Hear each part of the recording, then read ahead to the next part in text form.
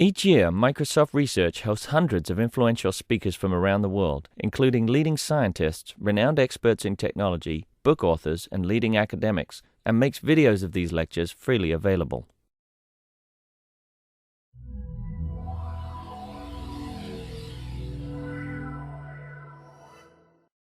Started. I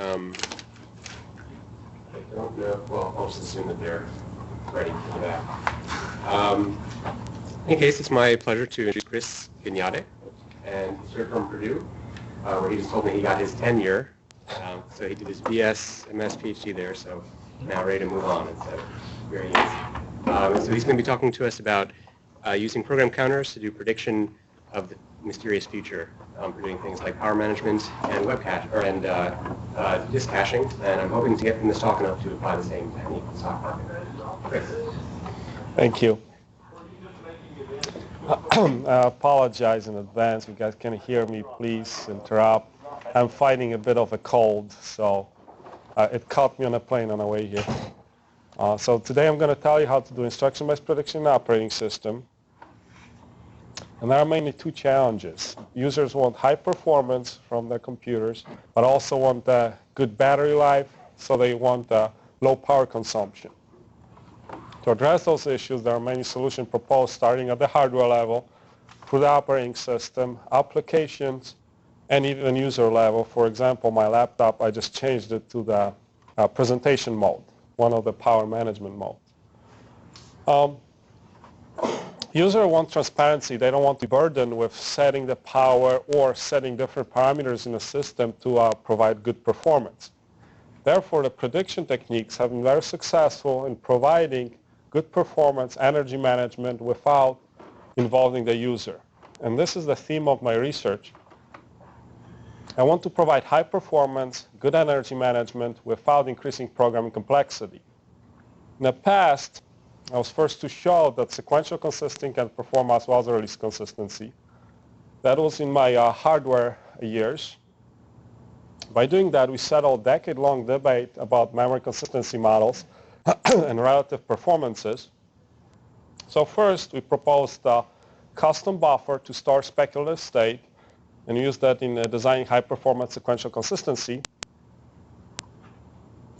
Networks can grow. The larger systems have higher latency. Therefore, we propose a memory hierarchy as a backup storage for speculative state subsequently. I moved on to operating system design, and we were first to introduce instruction-based prediction in operating systems. We dynamically correlate the reference, I/O reference pattern in the application to a particular part in the application and use that to make an efficient decision in managing the buffer cache and also accurate predictions and efficient power management in case of hard disks. The goal behind prediction is to observe the past, observe the events, and correlate it to the current behavior. The reason for it is that users, programmers write certain application functions and reuse them later. For example, we start the same word processing many times during a day. We check email and so on. So there's repetitive behavior. The predictor has to observe this past behavior, correlate it, and it's crucial to observe what caused particular event, which is a trigger to that events or sequence of events. The problem of current prediction operating system is they correlate sequence of events to the events. For example, we have a bunch of idle periods correlated to the following idle period. We are missing context of execution because we don't know who's responsible for generating I/O activity that followed the idle periods and so on. Therefore, the limited context of execution, basically we don't know who's causing I/O behavior, results in less accurate predictions. So we make two observations. First, functions are written to perform specific tasks. When a programmer sits down and writes a function to perform single task. Might use it later, but the function results in the same behavior. Therefore, there is strong correlation between instruction in that function and the resulting I/O behavior. And second, every instruction is uniquely described by a program counter And we can use program counters to describe the context of execution in the application. We leveraged two of those observations, and we proposed file caching. We correlate I/O reference patterns to the applications, and once we detect the patterns, for example, as a sequential or looping, we can apply the best replacement schemes to manage those patterns. We also applied instruction-based prediction to the idle period prediction. Once we predict the idle period is long enough, we can shut down the hard disk and save energy. And recently, we started looking into file prefetching, and there's potentially other opportunities for instruction-based prediction. So I'll move into the buffer cache. It's part of every operating system. The goal of it is to keep the most frequently used, most popular data in memory. Therefore, an application requests the data, finds it in memory, and avoids long latency of hard disks. Currently, the memory sizes grow. Therefore, the buffer cache also grows. However, the application demand also increases, and the relative size of buffer cache and disks are still much, much different. Therefore, the challenge of managing the much smaller cache still remains, and a crucial component of the design of buffer cache replacement and management is a policy that decides what blocks should be kept, what blocks should be replaced. And the policy dictates the actual system performance. Do you have data to back up the assertion that replacement policies are still important? I mean, other than the hand wave that disks are getting bigger, what's not obvious to me is that the fraction of the working set that actually get used by the disk is really growing in the same size as the disk. We have applications that we show that require up to 1 gigabyte of data, and we can scale them to much larger. We went in and found those applications. So what you're saying is that somewhere there exists an application that uses a lot of data, but not necessarily. You're talking about laptops here, right? Are these things that people run on laptops? No, the buffer cache, we actually targeted desktop environment. Okay. Or a small server environment. Power management, we target laptops. Are these applications that you found things that people run, are there productivity applications that people run on desktops like mail and web and compiler and editor, or are they scientific applications? So the compiler is one of the applications, but here's you have a good point. The compiler doesn't take that much memory. But we combine that and run it with, for example, with Cscope. And Cscope require up to 256 megabytes. And Cscope is source code browse utility, so we'll be running both of them at the same time.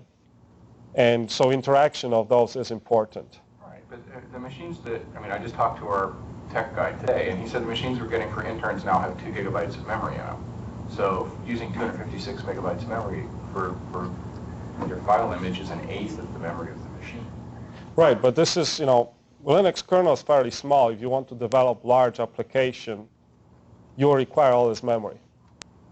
Okay, I do buy that it's possible to develop applications that eat an arbitrarily large amount of memory. What I'm wondering is whether we've come to the point where those things are just niche stuff, like scientific applications, or maybe things that are doing big rendering to produce Hollywood movies. I'm just trying to... The reason I'm reacting to this is that people in the NT group did a not very scientific study where they looked at the footprint of stuff on a disk that got touched. They took one of their secretary's machines, basically. Oh, right. They looked at how much data got touched on the disk over a week or so. And it turned out that the total amount of stuff that was read from the disk was hundreds of megabytes. So it was much smaller than the memory of the machine. It came to the conclusion that insane buffer cache replacement policy, which wasn't clear that they actually had, there should be nothing other than cold misses. Right. If you are looking at word processing, presentations, anything like that, you won't see any benefit out of those. However, if you implement this policy, it will run well whatever you are using desktop. It's not going to degrade your performance, but also it can run larger, more of scientific applications. So if you're talking specifically desktop computer for a secretary, it's not going to make a difference. Or even for me. Depends what you're doing. Well, I do probably about the same things you do, right? I run productivity applications and I compile big stuff and run it. But I'm feeling that the total footprint of stuff that I touch is smaller than a couple of gigabytes. Even though my disks are much, much larger than that. And every once in a while I probably grab through everything on my machine and blow the buffer cache away. But anyway, okay, I've hassled you enough. All right, but now it's important. Let me just sidestep it a little bit. It is important. There's a lot of papers right now being published, and they're still being published. When you look at the footprints, they're tiny. And we spend a lot of time trying to find those applications that are large enough and they're still representative that you can go, in our case, up to a gigabyte of data. And you can scale them farther, but we found those.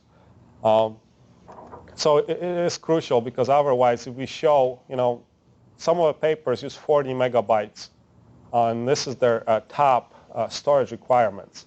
So you read those papers, and you see the benefit of it, but just like you say, who cares?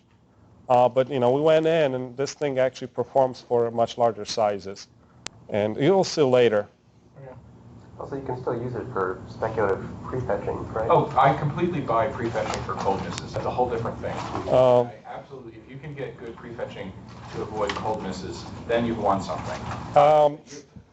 So the word in green on there is replacement policy. All right. That's what I'm reacting to. So let me give you I'm not going to talk about prefetching policies. We're working on it right now. But there's a trick. We looked at the applications. Well, the applications we have, and in I/O system, it looks that the world is either black or white. Either everything is perfectly sequential or very close to it, where regular kernel prefetching does well, or the patterns are totally random. In which case you can't predict it either. And nobody can. So we're looking into right now, and we can optimize, for example, kernel prefetching in Linux would ramp up. It won't start fetching 64, just slowly increase if it detects the patterns. Using those, you can do it much quicker, and we do get some performance benefits. So there's challenges in everything if you look at the I/O. Well, we can leave it offline, the details of it. That's fine. So there are three main types of policies. One of the oldest ones are frequency recency based. That's starting with LRU. We got LFU, FIFO. The newest ones are ARC and LEARS. And there are currently competing ones. Every year there's a paper from one of the groups trying to show that they're better. And the biggest part of it is that they're simple. LRU is there, doesn't require any input from the user, and it works. However, in some cases, it has pathological behavior, and you'll see on some of the examples. The second group of policies are hint-based. In this case, the program comes in, inserts certain hints in the application, instructing the operating system how to manage the data. The big plus of it is the programmer spends a long time figuring out what the patterns are. The performance can usually be very good. However, it complicates programming. In some cases, the patterns are not predictable at the coding time or even compile time. And therefore, there are dynamic techniques proposed. These are pattern-based classifications where the patterns are dynamically detected at runtime and correlated to the files or the applications. The big plus is they're transparent. There's no program involved required. And the current solutions suffer from granularity. In this case, the first solution was proposed on application level. You can only associate one pattern with the application. The state-of-the-art solution, before mine, of course, was UVM. It uses per file classification. Every file was classified as sequential, which means the blocks were read consecutively, and this file was never re-referenced again. Looping means that blocks are read sequentially and they are repeat, and other are random references that cannot be classified as any of the above. Once the classifications are made, each pattern is managed by a separate policy. We have separate cache partitions, and you'll see later how it's done. and the best replacement policy for each pattern is used. There are two big limitations. First, per file classification requires training for every new file.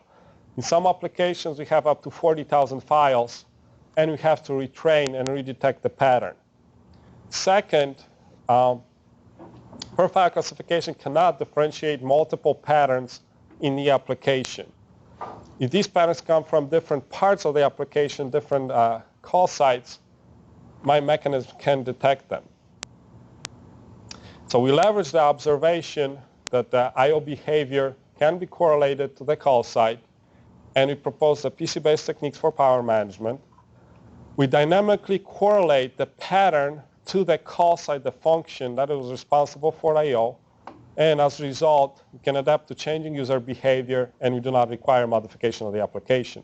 So do you literally just use the top thing on stack? No, that's a good question. Yeah, that was my concern. I'll go into details next, but that's a good question. So by using the call site and the function, we get two benefits. We do not need to retrain for every new file. If it's the same function, for example, header files in Linux kernel, they're opened by the same function and they have the same behavior. Furthermore, it can differentiate concurrent accesses, as you see on the next slide, to the same file, different parts, different function. And by doing that, we get a 14% improvement in performance over UBM. For what workload and what buffer size? 14% higher reduction with respect to some baseline? It's UBM. So the sentence doesn't mean that you do 14% or percent than UBM does with respect to LRU. It means 14%, yeah, 14%, yeah, better than UBM with respect to LRU. We normalize to LRU. So if UBM is 5% faster than LRU, then you are 5 times 0.14 faster than. Yeah. Right. Is that correct? Right.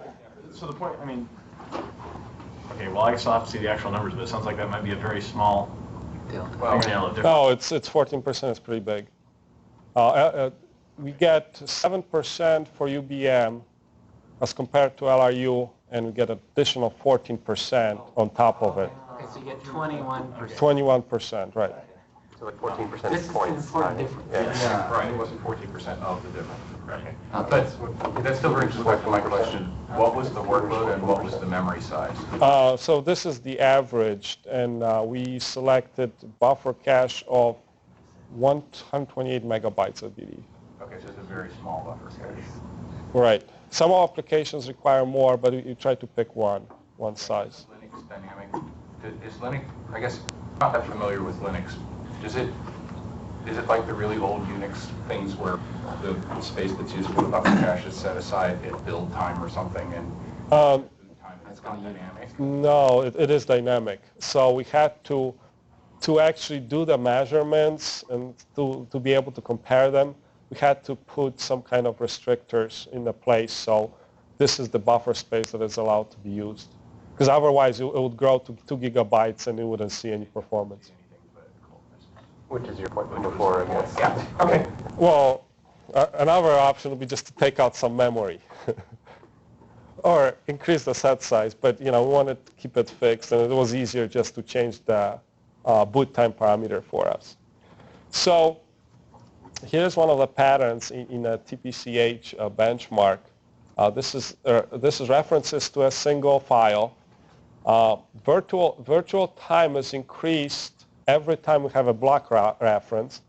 So we have, this is a block offset to the file, so we have a sequential scan, and we have sort of random references. But you see that they will read the same set of files. Now, when UBM tries to look at it and detect the patterns in the file, it's not able to because we have initial sequential scan, but then we have different parts of the files being reused and from, concurrent from different sets. So the application jumps back and forth. Now we've used, if you try to separate those patterns using PC, we have single PC or single call site responsible for scanning the file. Well, we have more PC responsible for reading this part in the middle, so there are multiple PCs reading it. And finally, we have one single PC that scans the file in those patterns at the end, and this file is never referenced again. So now we train this, we can use it for our files. And since this scan is referenced again, they might not be consecutive, but they are referenced again, we call it looping. The same thing applies here, since this part of application will scan all these blocks again. And finally, nobody reads those blocks. We call them sequential, and they can be discarded on the next reference. So this is a standard behavior where application requests the block from a disk. It goes to the buffer cache. Most of the time it's satisfied by the buffer cache. What we do is interrupt that path. We put a predictor, and we also need to send some kind of context information.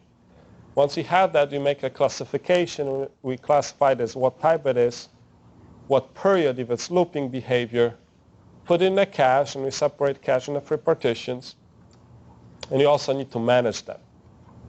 Question? Units of period are number of blocks? What's the unit for the period?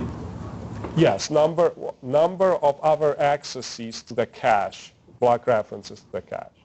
So we have the counters for it.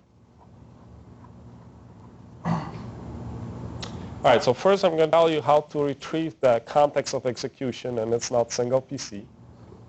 Then we're going to take a look how to do classification and training.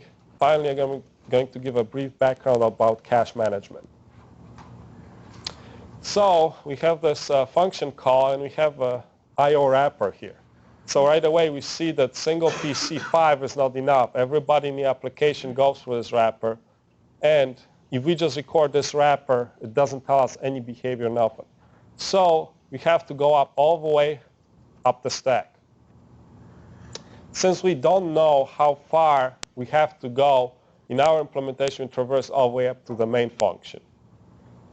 There are multiple ways of implementing this. First is library modification.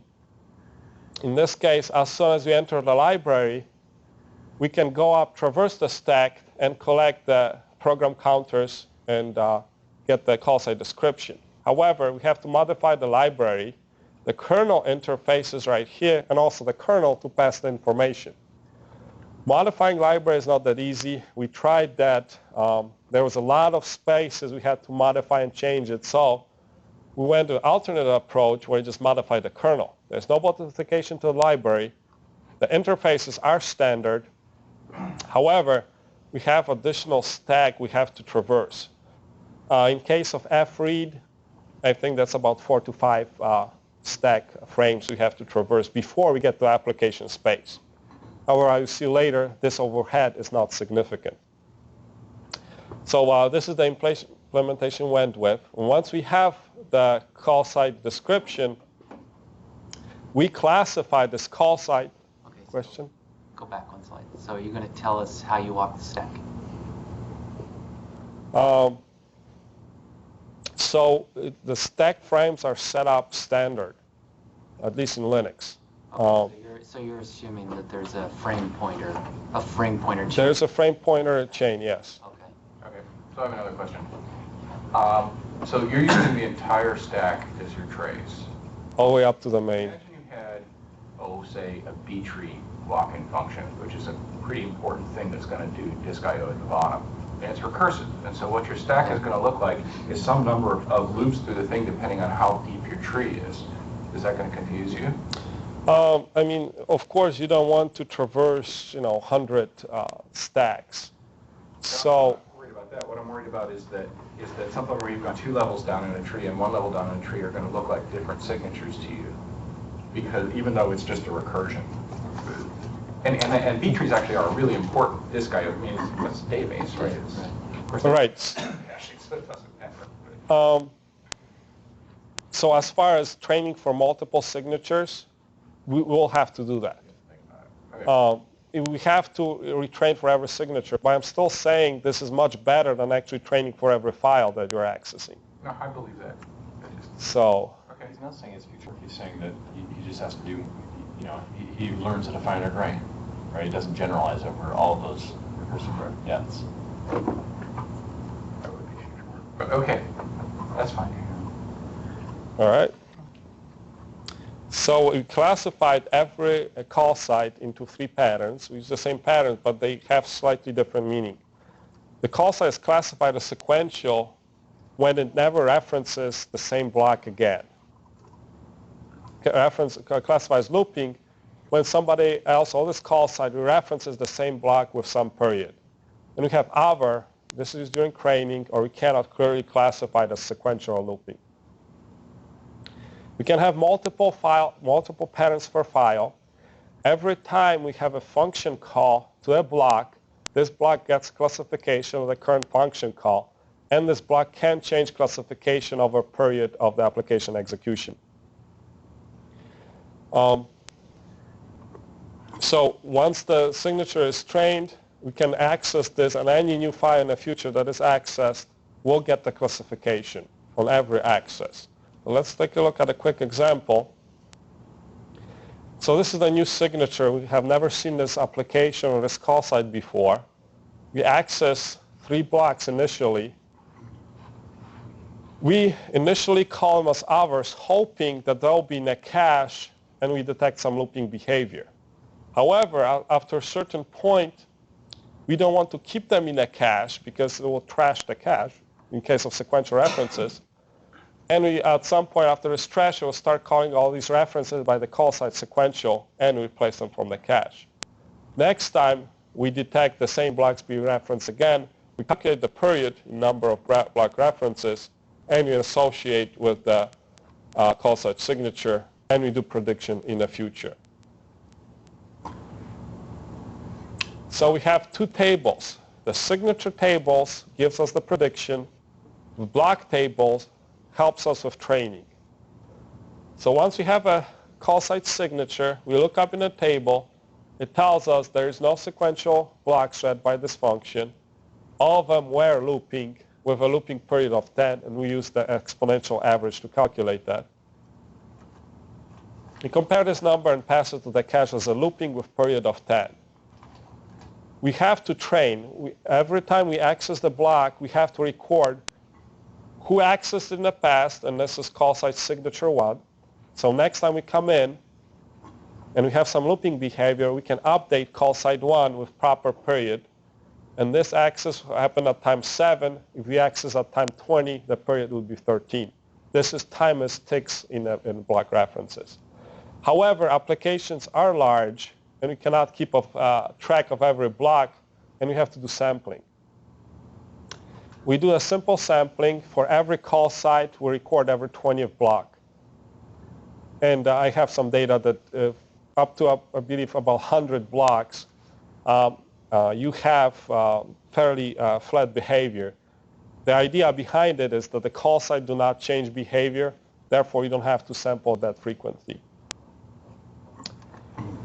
So this is the basic behavioral predictor. The next part is cache. And we use marginal gain. Marginal gain originated in the databases.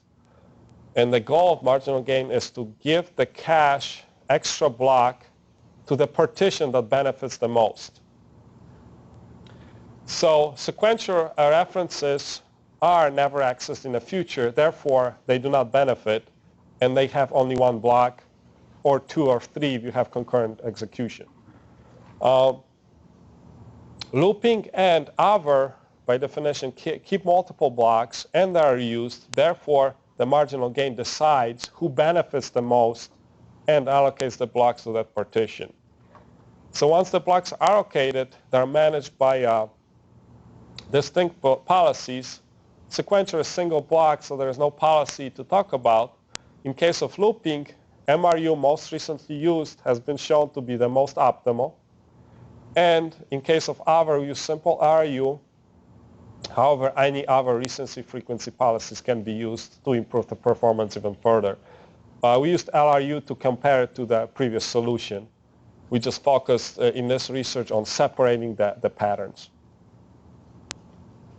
So I have given a brief overview how to collect the call site, how to do prediction, how to manage the cache. Next, we're going to take a look at the results. We did both simulation and implementation. First, we'll look at the simulation results. And we used 5 applications.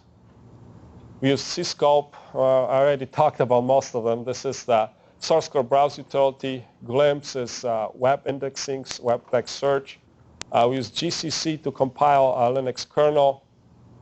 ViewPerf is from the spec suite that emulates and tests the graphical workstation. We also have a TPCH. We took those applications, combined them, Cscope with GCC to emulate desktop environment. So Question? TPCH?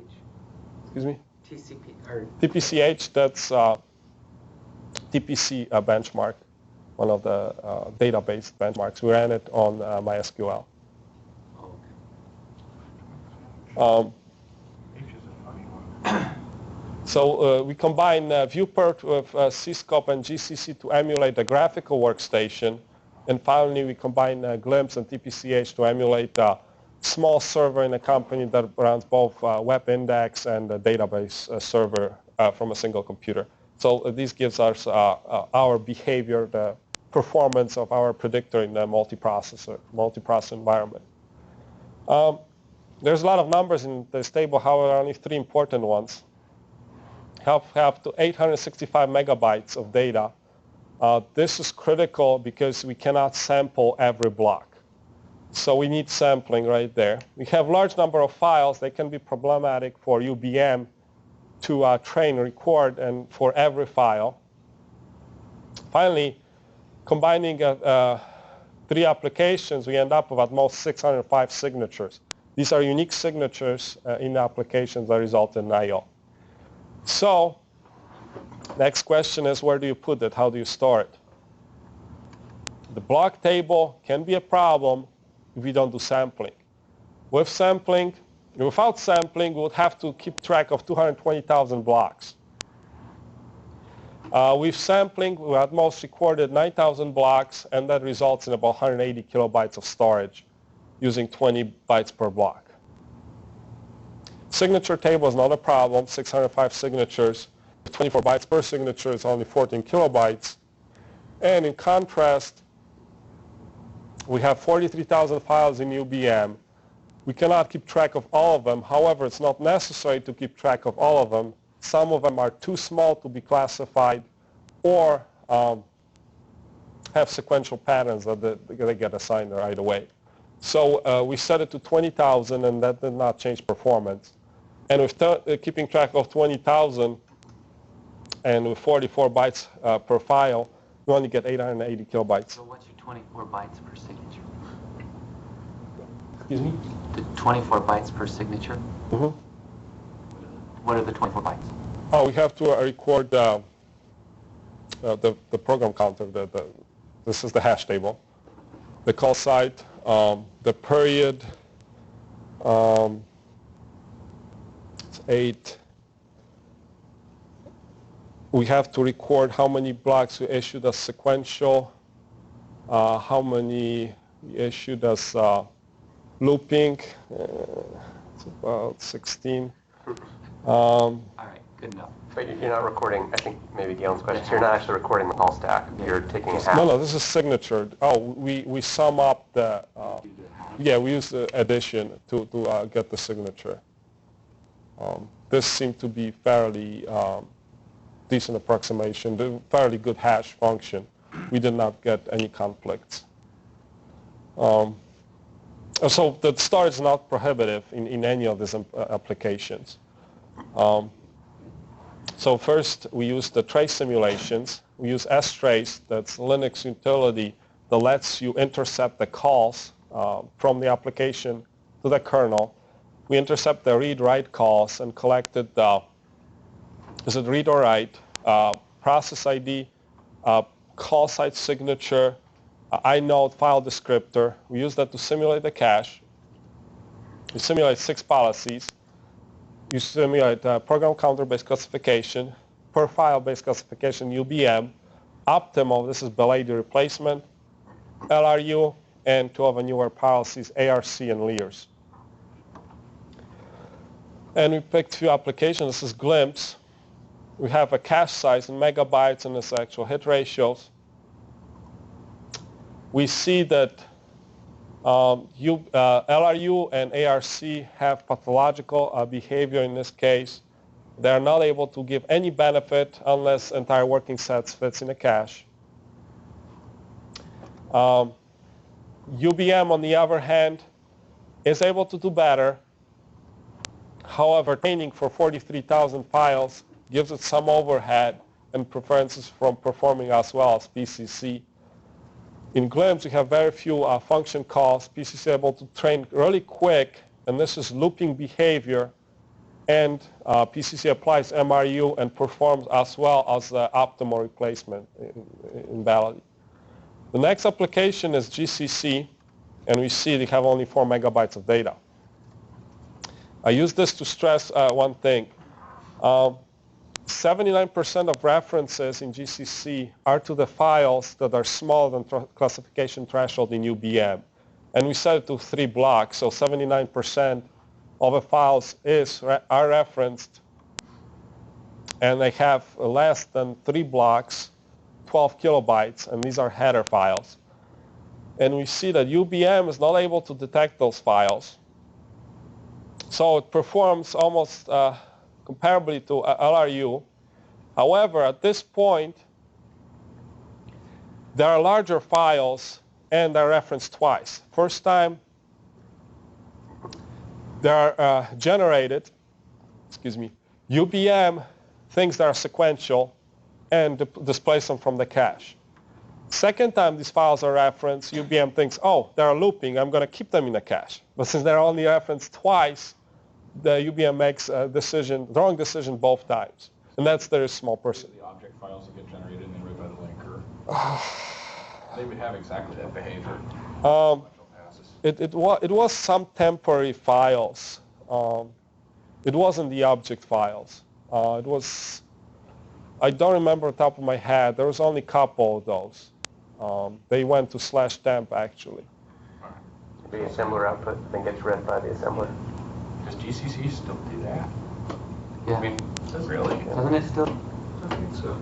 go to assembly? Anyway, we don't need to know exactly. We'll take his word for it. Okay. Yeah, I did go ahead and check this behavior because, it was the gradation. So, It's easy to believe.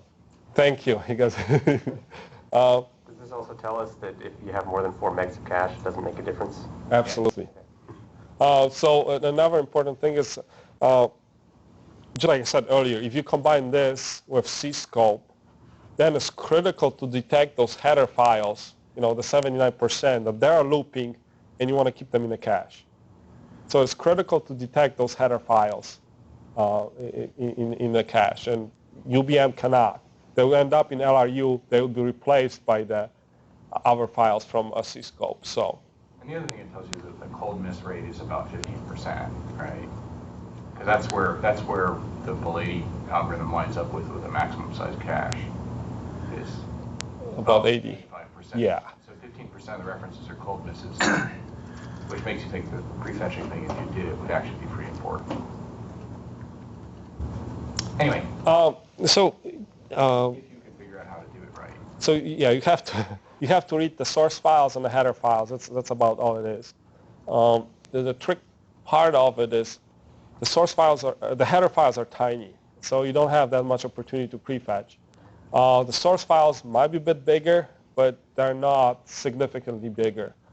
So for compiler, anyway, you can imagine a heuristic like once you touch the file in a directory, blast the whole directory into the cache. yes, that's the way you can do it.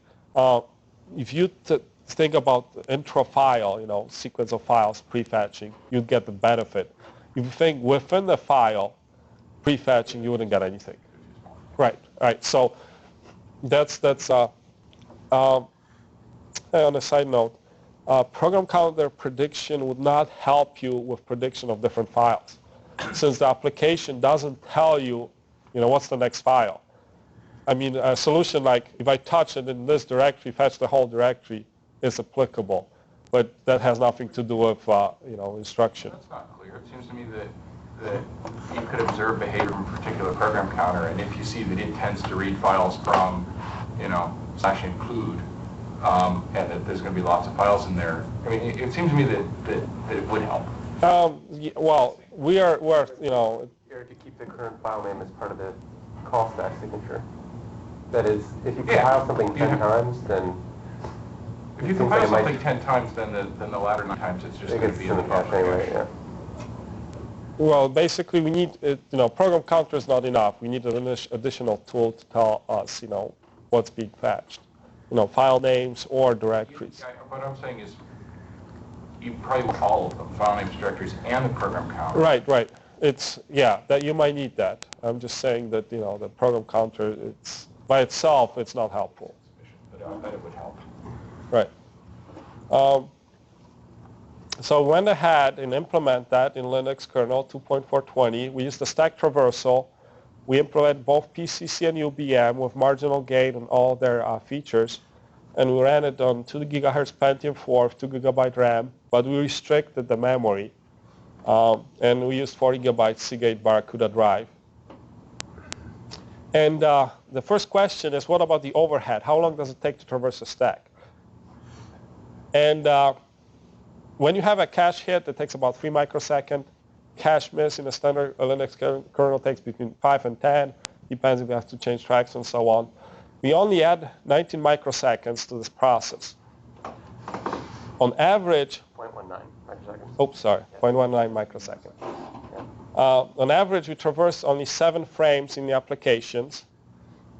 We did some study where we found out it's only necessary to traverse 3 frames, but since we can't say that this applies to all of them, we say traverse to all at this main function. And traversing 7 frames takes about 0.19 microseconds. So the next question is, what happens when everything fits in a cache and you don't have benefit from any replacement policy? So we did that, we increased the cache. There's no capacity misses. And in this case, the PCC with the stack traversal cache management runs 0.65% longer than LRU. So the overhead is not significant, and we've seen that we can save some misses. Using execution time, we normalized everything to LRU, so 100% is LRU. We picked the cache sizes. As I said, we tried to keep about 128 megabytes. In case of GCC, we went down a little bit. We see that UBM performs very well for the application can detect, see scope and glimpse. However, quicker training PCC does much better. One interesting is application is view perfect. Even though we could save misses, this is a CPU-bound application, so in overall execution time, the changes very little. And this is also part of multi-2, and that's why we don't see any improvement in execution time. So on average, we improved 20% better as compared to LRU and 14% better as compared to UBM. That's the step down. So I have shown you a way of correlating program counters and call site signature to the patterns and using that in predicting the application behavior. We get accurate classification both within the file and across multiple files, reduce the training. We have insignificant overheads both in storage and execution, and we get 14% improvement. All right, so I have told you how to do instruction-based prediction for buffer caching. Next, we'll take a quick look at the instruction-based prediction for power management. We have 3 types of systems here. We have a desktop computer. This is mainly associated with energy costs. We have 1,000 computers in a corporation. That's quite an amount of money goes towards just paying the electricity to run them. In case of laptops, battery life is critical. So the more power processor uses, the disk, the system, the shorter the battery life. However, at the same time, the more power the subsystems are using, you need more cooling. You have to run the fans, which in turn decrease the battery life even further. In case of servers, we have a server farm. Energy costs are very important. One part of energy costs is due to running the computers. almost the same amount is due to keeping the computers cool. So we can reduce the power consumption, we cut the bills in energy, in running them and cooling them. And there are many solutions proposed. For example, speed step technology in processors to clock down the processor. Dynamic power management, they are present in Linux, Windows, and any other operating system that shuts down the device after a certain amount of time. The applications can be modified to cluster disk requests together. So we have a bursty disk request followed by long idle periods, and the device can be shut down. And finally, we have user settings, presentation mode, the power plugged in, power plug, just battery life, and so on. For many years, timeout mechanisms have been very successful. They're simple. After a certain amount of time, the device is shut down. And here's a basic behavior. We have a busy time, followed by the long idle, and followed by the busy time. So what we want to do after a certain timer expires, we shut down the device, keep the device in off time, we wake it up, and it processes a request. However, shutting down and spinning up the device takes significant energy overhead. It's much more than just keeping the device in the idle period for this amount of time. Therefore, we define a break-even energy, which is a break-even time required to keep the device in an off state to compensate for shutdown and spin up. Therefore, not every shutdown is beneficial for energy savings, and that's where the predictors come in.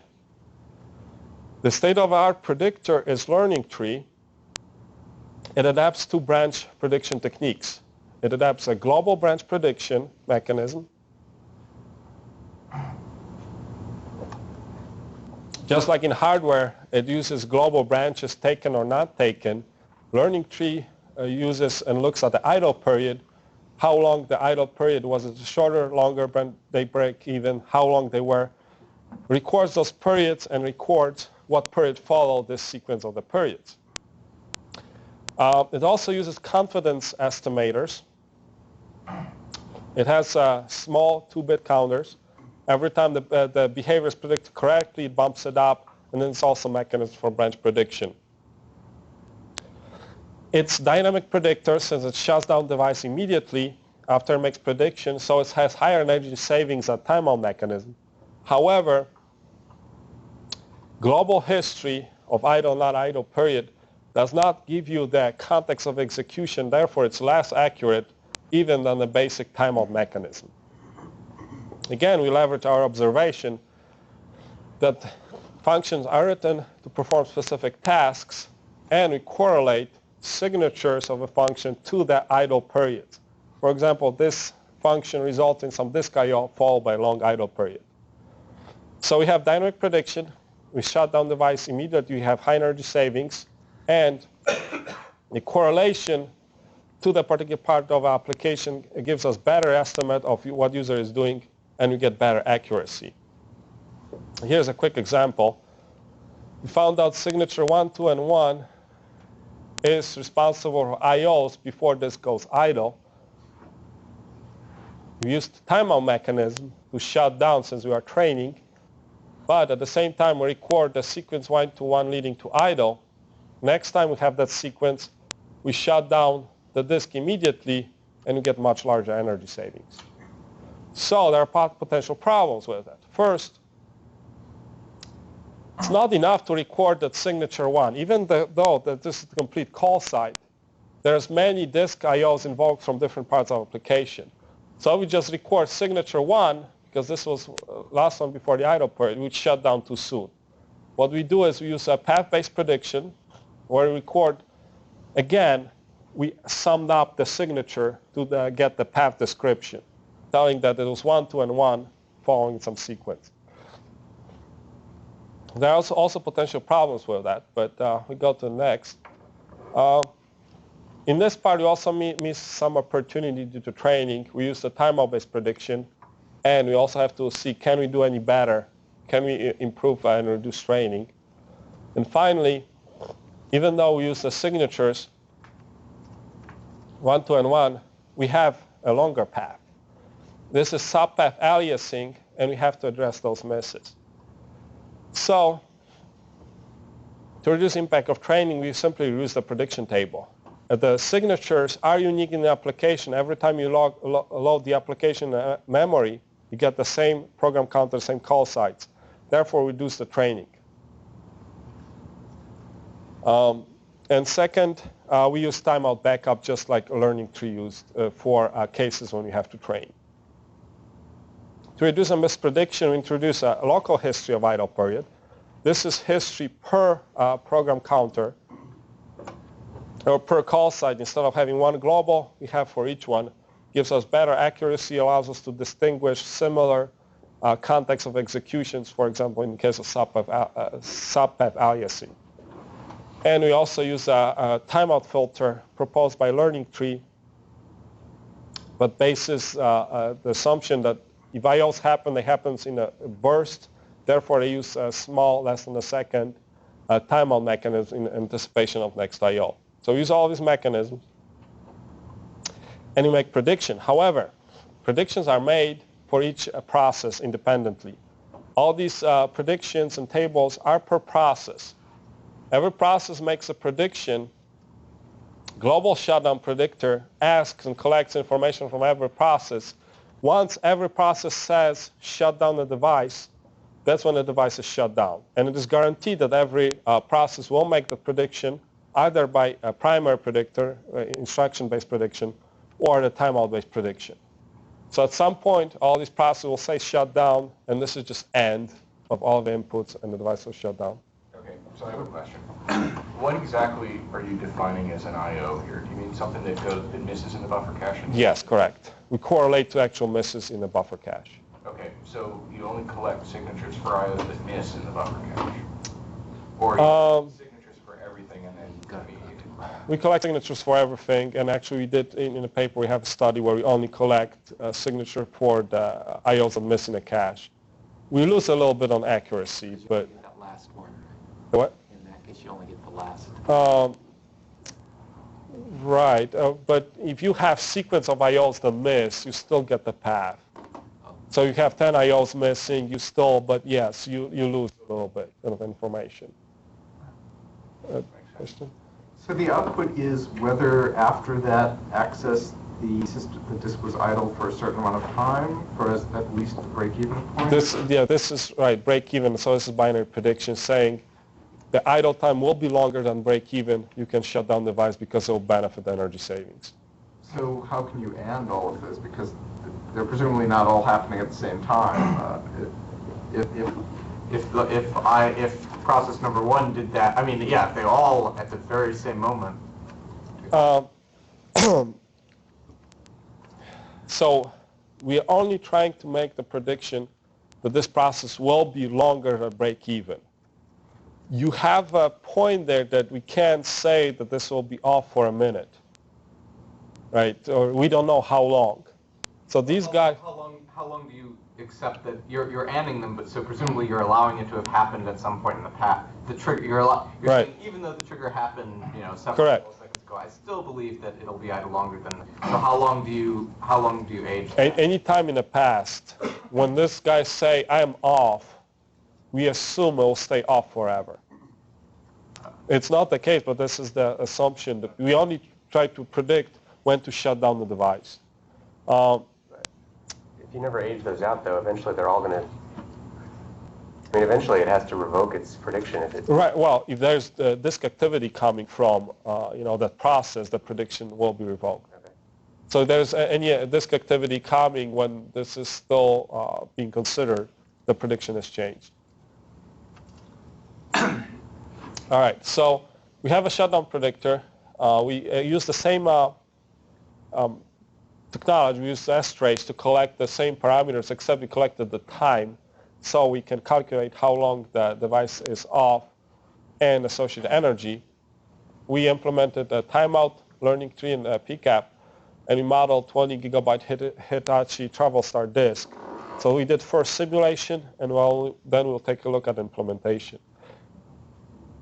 We have standard mix of applications that are used on the desktop, and we target laptop computers, so this is the set of applications that are used. We have a web browser, Writer, and Impress are from OpenOffice. Writer is word processor, presentation maker. We have NEdit, it's a simple text processor. We have Xemacs, was used to develop source code, more sophisticated coding, and we have a multimedia player. So this accuracy is from the global predictor. That's when everybody agreed to shut down. In case of Mozilla or any other, we have a timeout-based learning tree PCAP. Accuracy means hit number of correct shutdowns. This time the idle period was correctly predicted that is longer than break even. This is the number of idle periods that we are unable to predict. And these are misprediction. These are prediction to shut down during the period that were too short to benefit energy savings. So we see that timeout-based prediction is fairly conservative, has a fairly low misprediction rate, but also the number of hits and coverage is lower. On average, misprediction timeout-based is 8%. Learning tree is more aggressive, makes more shutdowns during the longer idle periods. However, misprediction goes significantly higher. Program counter-based prediction, PCAP, has the same coverage or even higher since it does not retrain, has more accuracy and does not change prediction than a learning tree, and maintains a low misprediction rate. And this is as low as 5%. So 5% of those periods were mispredicted.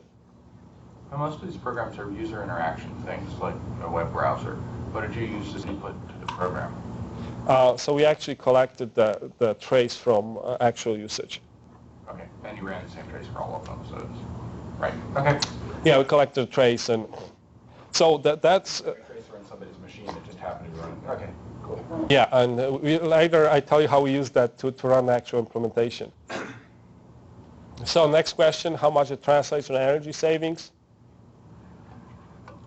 And on average, well, we have a perfect predictor. This predictor knows when to shut down the device in advance, how long the period will be, and we normalize the results to the perfect predictor.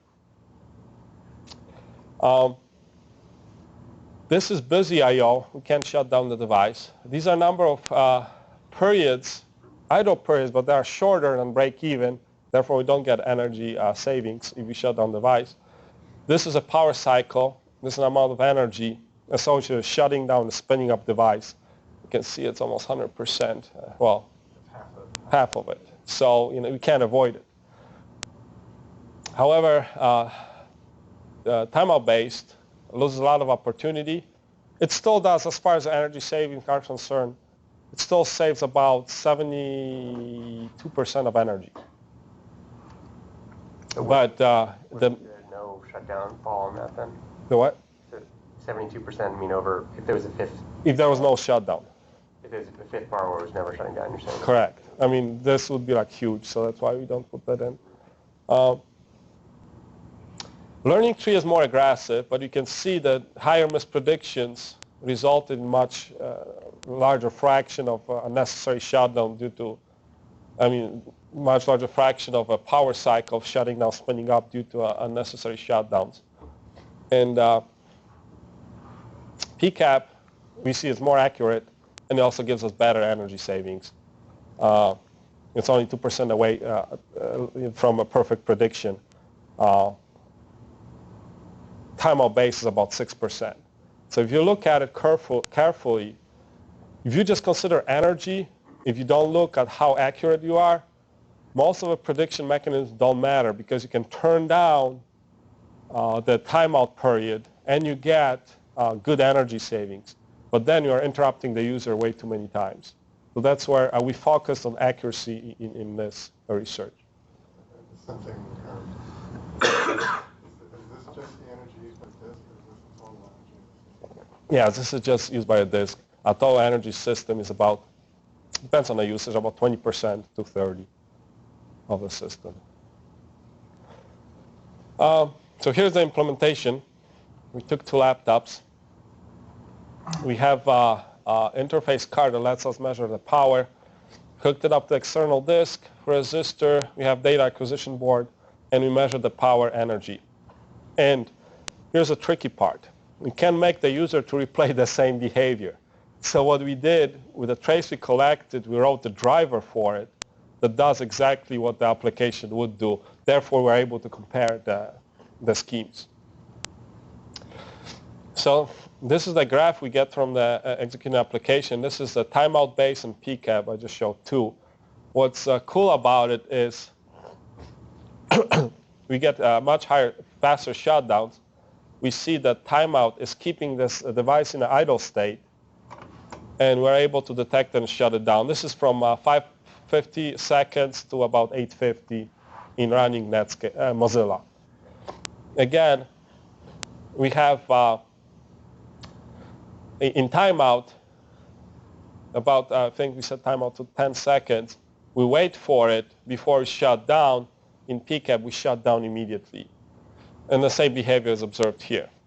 However, this is the new behavior or new call site. User might have opened different web pages or require some different multimedia extensions.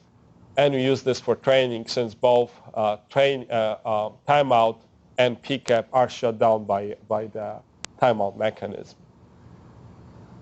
So the energy savings are still... Are these... Can you go back one more slide? Or I guess one more after that, sorry. Are these an average over a lot of different user traces or just one particular trace? Because I guess I don't have a good intuition for how sensitive these results are to the particular sequence of happen to have. Yeah. So this is not like one execution of the application. Mm-hmm. This is, in case of Mozilla, I think we had 49 different over a period of days. It's between 20 and 40, 50 invocation of the same application. Mm-hmm.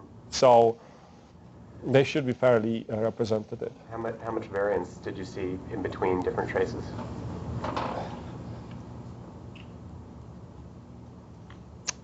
Well, we didn't look at it. I mean, we ran the whole trace as an application. Okay.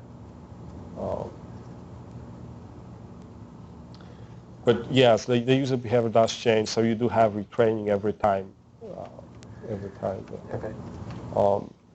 I don't remember on top of my head what's the change in prediction from one to the other. We didn't report that. Could you go back one more? Yeah, sorry. One more? Wait, this? One more, yeah. I just wanted to, because when I look at energy graphs, I like to have them be I like to be comparing two things that have the same impact on the user, the same number of times that you're spinning down and spinning up, because each time it spins up, there's a notable disk latency. So, am I reading the graph? So the lower red lines basically mean that less interruption. It's less interruption. Okay. So you're kind of being unfair to PCAP. You're not even allowing it to disrupt the user as much as LT, and it's still beating. Well, so the goal of it was to be as accurate. Be very accurate. And with higher accuracy, you save energy on unnecessary shutdown. So, and you also, the learning tree every time it mispredicts, it has to retrain. So we get extra benefit from that too. Yeah, it actually might not quite, based on that other graph we saw, that spin-up energy is like half the energy you're spending. So it could be the reason why it's doing better is because it's missing less frequently. Right. But the fact that it has fewer misses does not mean that it's doing fewer spin downs, because the hits are also spin downs, and it's doing fewer hits. So in terms of the user having to wait for 2 seconds while the disk spins up, this doesn't count one way or the other. Right. So unnecessary spin downs, or spin downs you shouldn't have done. that were so short that it actually costs right. energy. Right. But so it could be that by reducing those, not only are you saving energy, but you're also saving on user. Yeah. Well, I'd like to see the number. But you can't draw that conclusion one way or the other from this data. It just you can't tell. The hits are better because it got the same set of them, but it got them earlier. Mm-hmm. Then it's clearly winning. If it's doing more of them, if it's hitting ones that wouldn't have happened in the timeout, then which may or may not have I mean, that's what it happens. It hits the ones that wouldn't happen here. So is there ever an instance where PCAP is going to spin down when timeout wouldn't? Right, these are those. Well, no, that. Or that's what the excess and misses. Well, you're benefiting in two different ways. One is that you're spinning down. I mean, you may be. One of them is that you're spinning down earlier. So if you have a thing that's 2x the timeout, it's going to spin the drive down too, but you save the energy from that's useless spinning period. Another one may be that you're spinning down in instances where timeout wouldn't. Right, for 10 seconds, right? If their period is less than 10 seconds, I would spin down and timeout wouldn't. So these are this number of hits It here. seems like the opposite. It's if he doesn't spin down when timeout would, he's saving the spin up energy and also saving on user latency, and that I think is what's making the red smaller. So the fact that, wow. Did you set the timeout period equal to the break-even point? No, actually we looked what would minimize the number of misses and also keep the energy fairly high. And we end up about 10 seconds. So the timeout period is 10 seconds, but that's bigger than the break-even point. Right. Okay, so... Break-even is about 5 so seconds. It is possible that you will spin it down even when timeout would not. Correct. That you will have... It is possible for you to have more impact on perceived performance and still save energy. Oh, well. Like I said, you just can't tell. Right. Anytime you are more aggressive in shutting down, you'll have more impact on performance. We'll look at it next, actually. Oops, I'm going the wrong way. So anyway, this is energy savings. They follow. However, this is energy delay. We actually run the trace and how much delays we encounter in running it. So this is energy delay. We multiply it's a product. So 100% it means we normalized it to Okay, first, I don't know. timeout. So What's the units for energy delay? Is it joule seconds? Or? right. It is joule seconds. Okay. That's a strange unit. I'll take a minute. Well, so this metric is from architecture. One of my advisor is doing power management architecture, and they use it. So he suggested it. I prefer graphs of energy versus delay, and then you look for which curve is lower. But power management literature does this energy delay, so we know a lot. So I just can't blame you for. So at 1, it means that we normalize it to timeout. So 1 means you have higher energy consumption, but potentially less delay. In here, it means your energy savings went up, and you also encountered potentially more delays, but you benefit more overall. It's just a matter of trying to combine both performance and energy in one graph. So when you look at PCAP, well, in this case, it means it got higher energy savings, and it did not incur that much delay to offset the benefit of learning creep. All right, I give up. I don't know. You guys don't like the graph. No, I still don't understand. So by delay you mean the amount of time that the user sits waiting for the thing to spin up. Right. And energy is energy saved or used, or is total energy used by the disk? This is energy normalized. This is an amount of energy consumption. Saved or energy used? Energy consumed. Okay. Otherwise it completely doesn't make sense. Right. It's badness. Okay. Well, it was just a very strange unit. So let me put it this way. The lower energy will bring this thing up. Higher delays will bring this thing up. Right.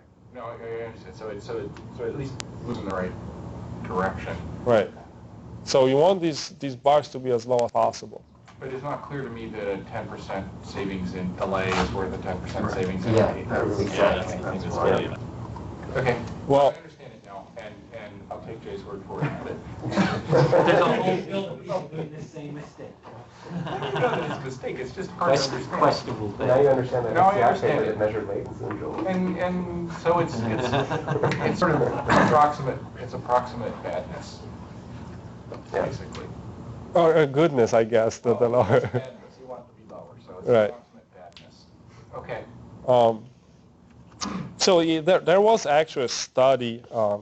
I don't remember the actual times where they sat down and measured the user irritation by the shutdowns and spin-ups, and what was the amount of time that the user was idle, and after which he was actually comfortable accepting 2 seconds delay.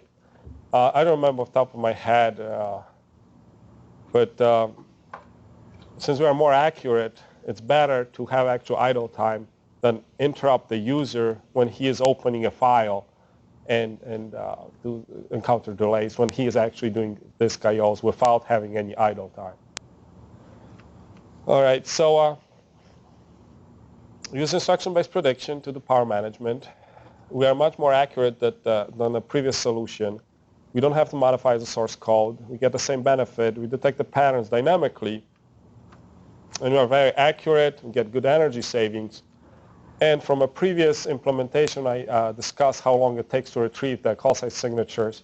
The overheads are not significant, so we can actually implement this. So in this talk, I focus in my research on improving performance, reducing energy consumption without increasing the coding complexity. We don't want to involve the programmer to sit down and figure out, what should be done at this time.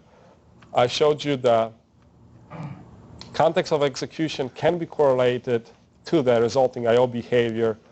We applied it to buffer caching and shutdown prediction. We have low runtime overhead. We can implement it, and we also can migrate other branch prediction techniques from hardware since we have the same interfaces at this time. And in the future, potentially I want to look how can we put this and apply it to a file prefetching. We started looking Sigmetrics on prefetching, how to evaluate it, so we have a bunch of results comparing different mechanisms. I also want to look on energy management. Can we go further and see if we know what call site, can we figure out and make the computers communicate. So maybe I don't have to retrieve it from my disk, but goes to somebody else over the network. Further is, can we use it for resource management? If we know how much memory, maybe virtual memory, we're actually investigating that part. Is using the application, we have multiple applications, maybe we can associate behavior with the application and allocate to improve the overall performance. I want to look in the hardware level prediction in the processor. Can you measure the pipeline? For example, can the operating system figure out what's being done, how to schedule two processes to take better advantage of the pipeline and resources? Speculative multi-threading is a possibility. And finally, can we integrate it better? Right now we retrieve the program counters traversing the stack. Maybe hardware design come up with some kind of way of telling that us. We can reduce the overhead and improve the performance even further. That wraps it up. Any other questions? I'm wondering if you did any studies. I'm thinking actually of the power management stuff, but maybe this question would also apply to the buffer caching. These are all user-driven applications, but you mentioned also thinking about servers. So something like a web server, it seems like the idle periods are really being driven by some model outside the computer completely by requests. Right. Yes, these techniques are not applicable because you don't have, every time you request anything from a web server or any kind of server, if you're thinking about serving web pages, it depends what page is popular at this time and has nothing to do with what part of the application is reading. It's what user prefer. Right. And so this is not applicable to those instances. But Emacs doesn't suffer. I mean, there's some correlation between the two, and that Emacs also is user-driven. I guess I don't have a sense for why it wouldn't work well for web servers, but it does for something user-driven. In other words, they're both driven by user requests. There's just one of them happens to be sitting in front of the computer, and one of them isn't. When we are talking about buffer caching, Emacs, you're opening one file or two files. There's no issue there. If we're looking at larger applications, then that's where the buffer cache would come in. Power management, then. So In power management, it's a bit tricky because what you're it's correlating to this user sitting at this desktop, and he's using Emacs, he's using word processor, and so on. So we can correlate and make a better guess as to what will happen next. For example, user opens a document. Well, I guess what I was saying was, so like sometimes, I have this habit of whenever I'm typing in Emacs, when I pause for a second to think, I'll just instinctively save, just because it's one keystroke. And somebody else who doesn't do that will still have the same call stack as me. Whenever they do finally save, it'll hit the disk, but the idle periods will be... Right, so the predictor can detect what you're doing, right? If you type in, 5 words and save, 5 words and save, the predictor, we're trained that that's what you're doing. You shouldn't... Yeah. Well, there's another thing. Saving in Linux doesn't actually write to the disk right away. It can take up to 30 seconds to do that, to flush the buffer cache. So there's still potential benefit. And if you use this, you can schedule the flushing. For example, that you're busy. And then there are solutions like that, trying to cluster the disk writes to when the disk is actually busy. But in a server environment, when you have an NFS server and somebody requests the application, you don't have this you have a file. You don't really know, is it a Word document or a multimedia file? And well, you do know, but from the program counter, it's the same handle fetching the same files. And they have different behavior. Any other questions? Okay, let's thank the speaker. Thank you.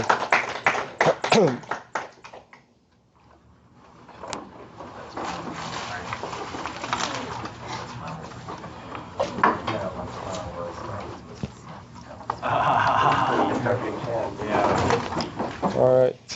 We thought we were going to glue, and next time someone said, let's thank